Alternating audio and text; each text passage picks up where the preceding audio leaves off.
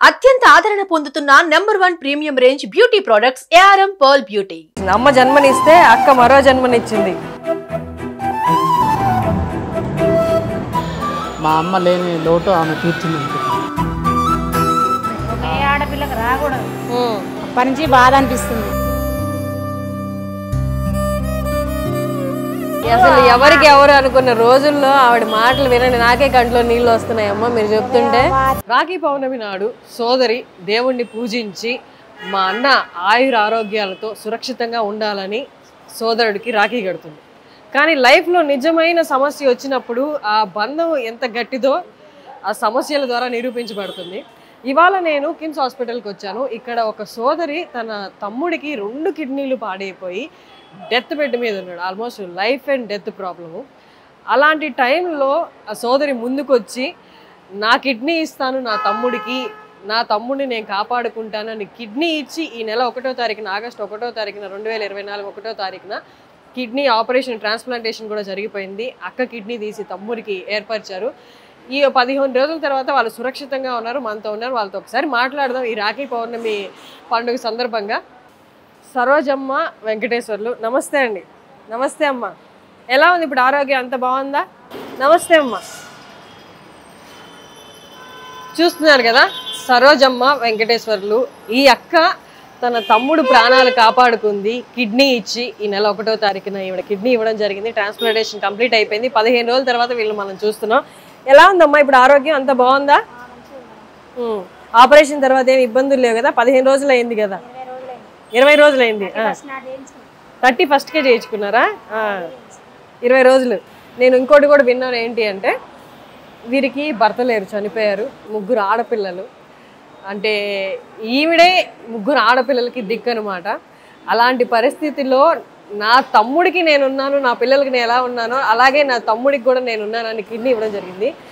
మీరు తమ్ముడికి ప్రేమతో ఇచ్చారు, కానీ మీకు భర్త లేరు, 3 ఆడపిల్లలు, వాళ్ళని మీరే పోషించాలి కదా? ఏం చేస్తుంటారు మీరు? వ్యవసాయం చేసుకుంటాం. వ్యవసాయం. ఇప్పుడు ఒక కిడ్నీ తమ్ముడికి ఇచ్చేస్తే ఎంతో కొంత జాగ్రత్తలు మీరు తీసుకోవాలి. ముందు ఉన్నట్టుగా పని చేయలేరు కదా.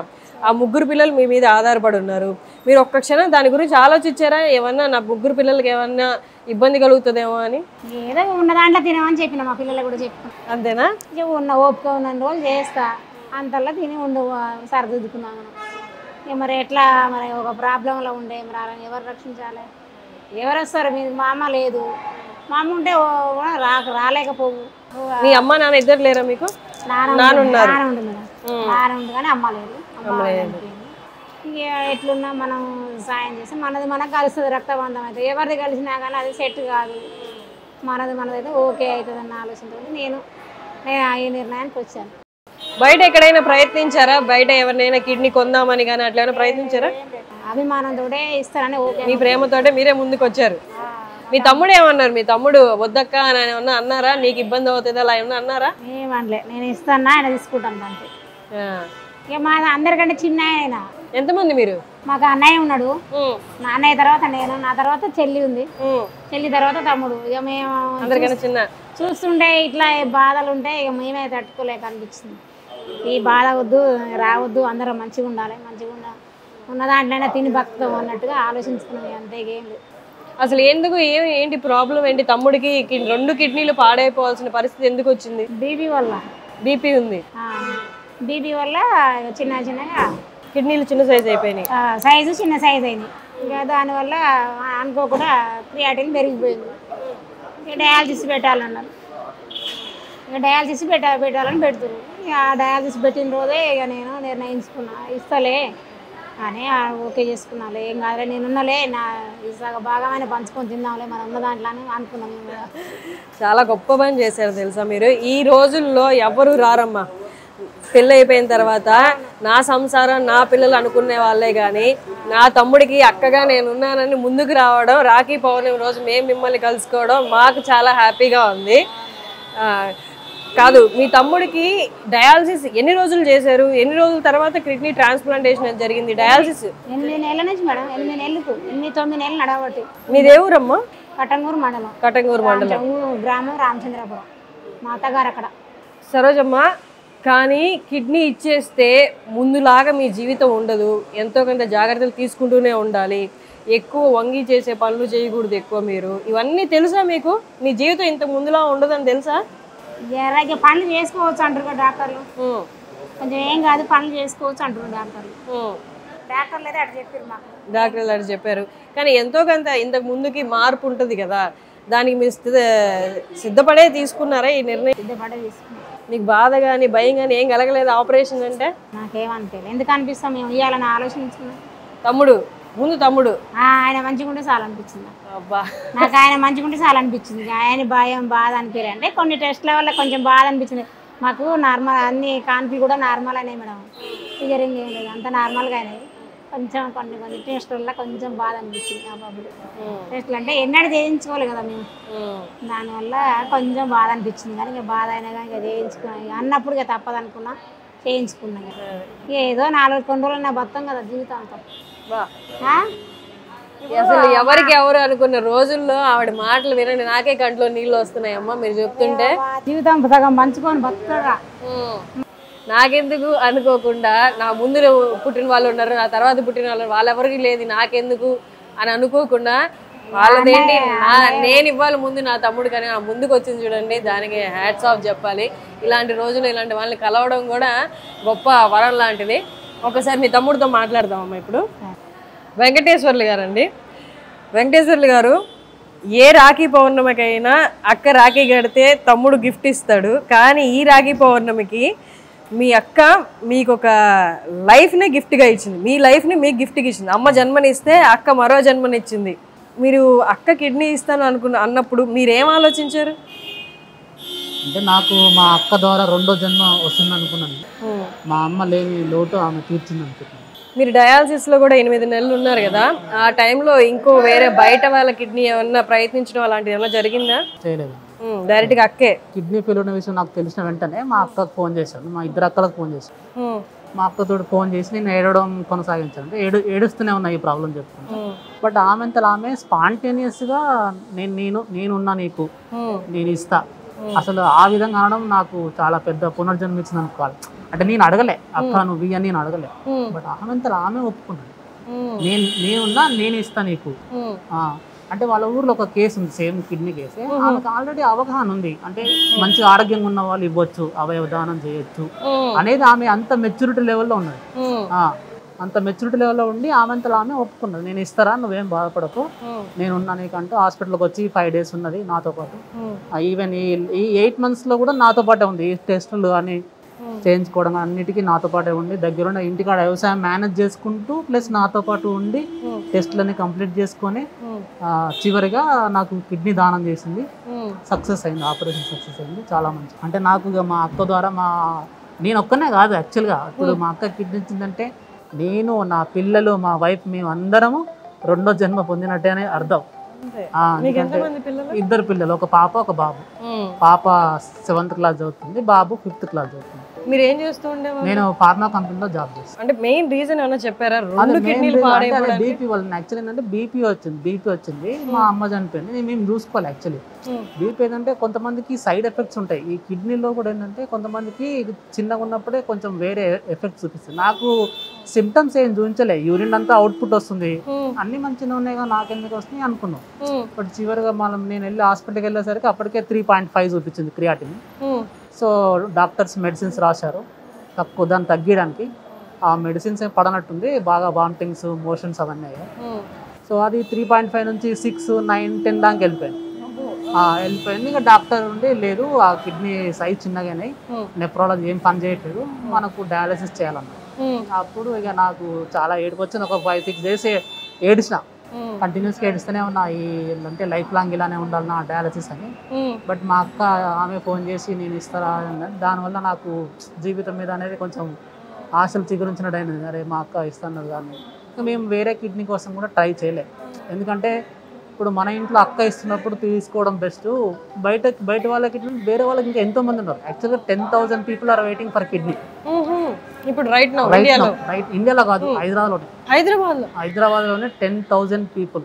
ఇటువంటి ఈ కార్యక్రమం వల్ల ఏంటంటే మా అక్క ఇచ్చింది నాకు, ఈ మీరు చేసే వీడియో చాలా మంచిది, ఒక 10 మంది చూసి అట్లీస్ట్ ఒక్కరు మారినా కానీ ఒక ఇంట్లో మళ్ళీ ఇంకొక పునర్జన్మ అనేది వస్తుంది, ఫ్యామిలీ నిలబడిపోతుంది. అదేవిధంగా ఇప్పుడు మా అక్క లెక్క ఎంతోమంది ఉన్నారు అక్కలు, వాళ్ళకు కూడా అక్కలు కానీ వాళ్ళ మేనత్తలు కానీ ఎవరైనా ఈవెన్ బ్రదర్స్ కానీ సిస్టర్ ఎవరైనా సరే ఇవ్వచ్చు. కిడ్నీ అనేది చాలా ఈజీ అనమాట ప్రాసెస్, ప్రాబ్లం ఉండదు. ఒక 15 days వరకు వాళ్ళు స్ట్రగుల్ అవుతారు, ఆ తర్వాత యాజ్ యూజువల్గా నార్మల్గా వర్క్ చేస్తారు, నార్మల్గా ఉంటుంది, వాళ్ళకి ఏం ప్రాబ్లం ఉండదు ఇంకా.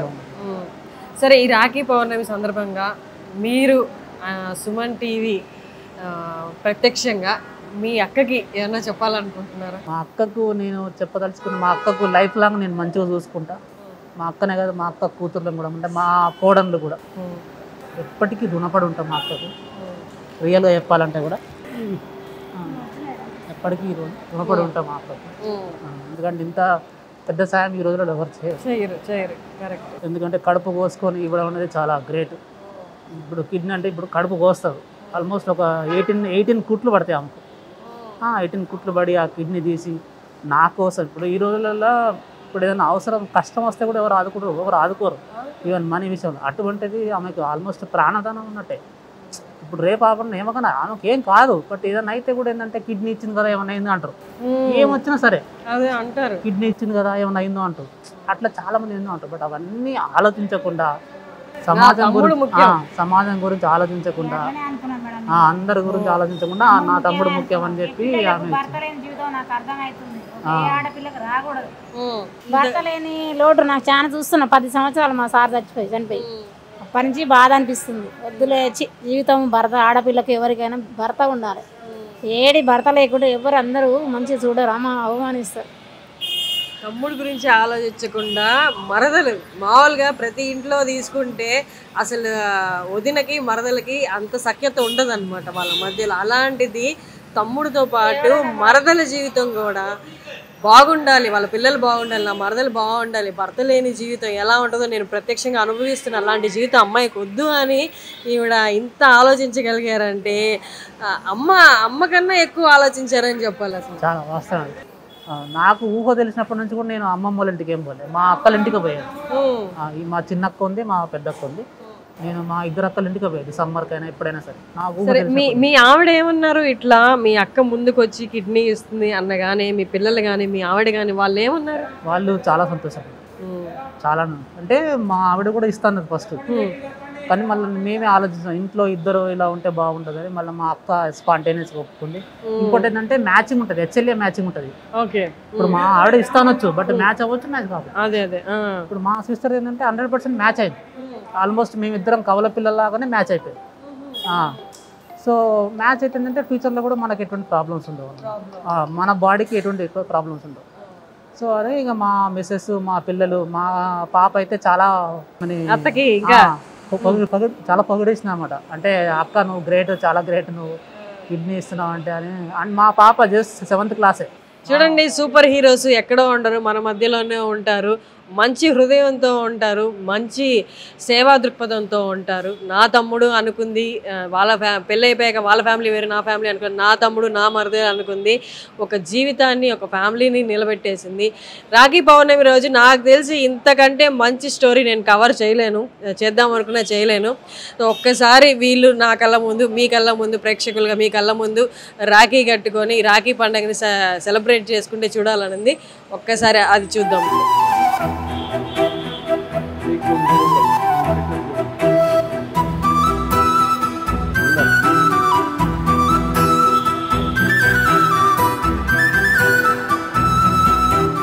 నేను స్వీట్ తినకూడదండి, మా అక్కకు పెడతాను. ఇంకా నాకు రీసెంట్గానే ఆపరేషన్. మీ అక్కకి ప్రాబ్లం లేదు కదా, తినొచ్చు కదా? తినొచ్చు. థ్యాంక్ యూ అక్క, థ్యాంక్ యూ వెరీ మచ్. నీ మేలు ఎప్పటికీ మర్చిపోలేను, నా జీవితాంతం రుణపడి ఉంటాం. నేనే కాదు, నా కుటుంబ సభ్యులు. మళ్ళీ ఎక్కువ పెట్టకూడదు స్వీట్. మీరు చెప్పండి. నా కుటుంబ సభ్యులందరూ కూడా నీకు రుణపడి ఉంటాం, ఎప్పటికీ మంచిగా చూసుకుంటాం. నువ్వు మా అక్కవే కాదు, నాకు అమ్మ అన్నట్టే. ఎందుకంటే అమ్మ లేని లోటు నువ్వు తీరుస్తున్నట్టే. అమ్మ లేని లోటు నాకు నిజంగా 2 అమ్మ వచ్చింది, నాకు మా అమ్మ అన్నట్టే. మీరేం చెప్పాలనుకుంటున్నారు? ఎవరైనా కుటుంబం మార్చుకుంటే అందరికీ మంచిది మేడం, అందరికీ మంచిది.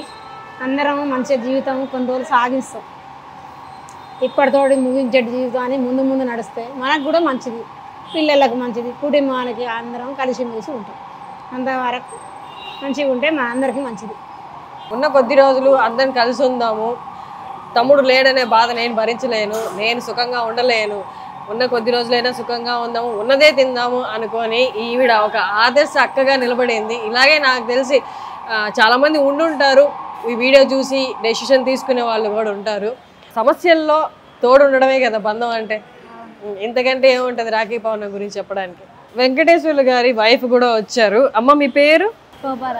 సార్ ఇలాంటి వాళ్ళని ఎప్పుడైనా చూసారా జీవితంలో? అంటే పేరెంట్స్ ఇవ్వడం చూసాను కానీ అక్క అంటే ఫస్ట్ టైం. మీరు మీ ఇద్దరి మధ్య మంచి స్నేహం ఉండదా ఫస్ట్ నుంచి?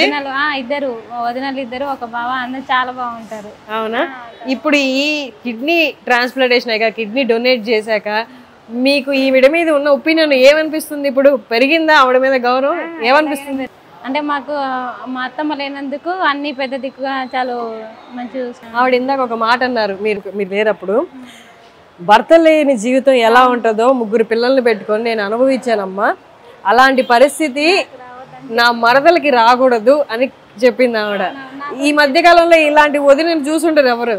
చెప్పింది నాకు మొదటి రోజే చెప్పింది, మా హస్బెండ్కి అలా అయిన రోజే చెప్పింది, నేను అనుభవించింది చాలు, నీకు అలా రాకూడదు అనేసి నేను ఇస్తాననింది, ఇచ్చింది. బంధాలకి